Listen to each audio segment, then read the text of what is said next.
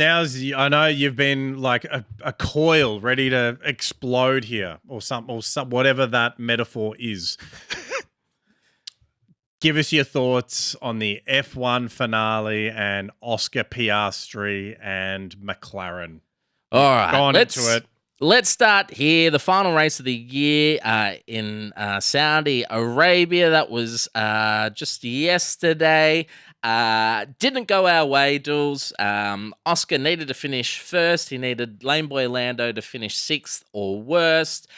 In what was a tense but not very exciting race. Oscar tried some different strategies to try and work in his favor. It didn't not work in his favor, but he finished second behind Max Verstappen's first. Laneboy Lando came out third, which was enough for him to win the championship. So, Laneboy Lando won. That's the end of that. In what was a pretty uneventful weekend, but apart from one event. So what I've done, Duels, I have gone in the last 24 hours, I've got my pin board up, I've got photos, I've got red string everywhere, and I have deconstructed the season, and I have found every single instance in chronological order where either F1, Laneboy Lando, McLaren or the stewards have screwed over Oscar Piastri this year in chronological order.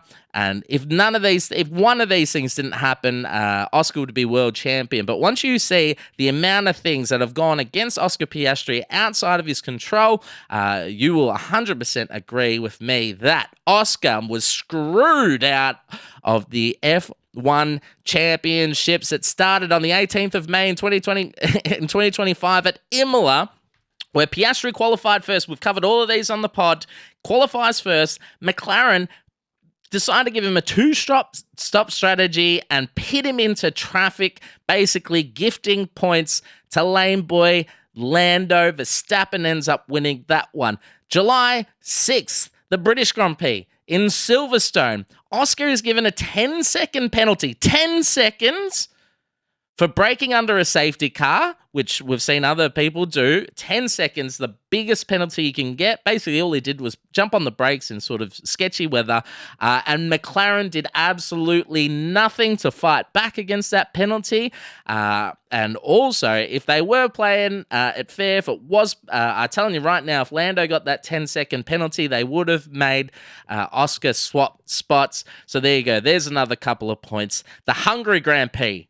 On the 3rd of August, McLaren hand Lando the better one-stop strategy, gifting him the win. Remember speaking about that?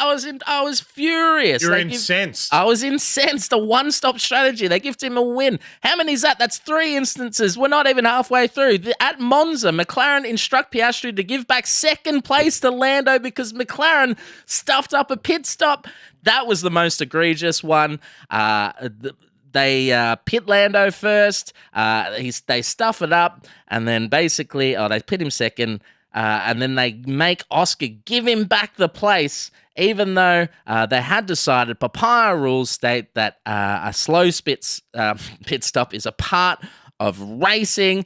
That was the biggest one of the year, which was absolutely insane. Or was it? There's still more. There was the Singapore Grand Prix where Lando makes contact and pushes Oscar off the track. I think it was turn 1. It was early in the race. He pushes Oscar off track.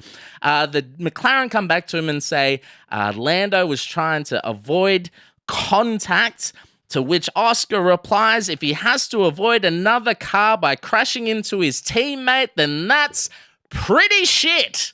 So that's a pretty shit job of avoiding. That was a big one. So if I feel like if Oscar had made that move into Lando, they would have said to Oscar, you're going to have to give that position back. They did nothing. Absolutely nothing, Duels. Las Vegas, McLaren, stuff up. They get both cars disqualified. Qatar, just a week ago, during a safety car, everyone pits except for McLaren. And that completely cost Oscar the entire weekend, in which he was first pole in both qualifyings, won the sprint, was dominating the race. They make a terrible strategic call that again hurts Oscar, helps Lando. And then there was this weekend, Duels, the final race of the year Lando, he's going up against Yuki Tsunoda. There's a very good video about this. Yuki's weaving, and then he cuts off Lando, which is in the rules. Come at me in the comments, and then if you just read the rule book, I did this week, and then Lando overtakes Yuki off the track. Surely and again, it's not allowed. In an F1 European-centric stewards conspiracy theory, they just let him go by. They penalize Yuki. They give nothing to Lando. They let him through. If he finishes fourth, that would help Oscar, obviously. It would help Max win the race, but obviously at the F1, they wanted their little lame boy Lando to win the F1 championship because they were sick of Max. They needed an English person because the English have not won anything since the 1914s, and that is the breakdown. I did all the points. Oscar would have won by 76 points if he wasn't screwed over by the F1 stewards, by Lane Boy Lando and McLaren. I declare Oscar Piastri the F1 2026 world champion. Well done, Oscar.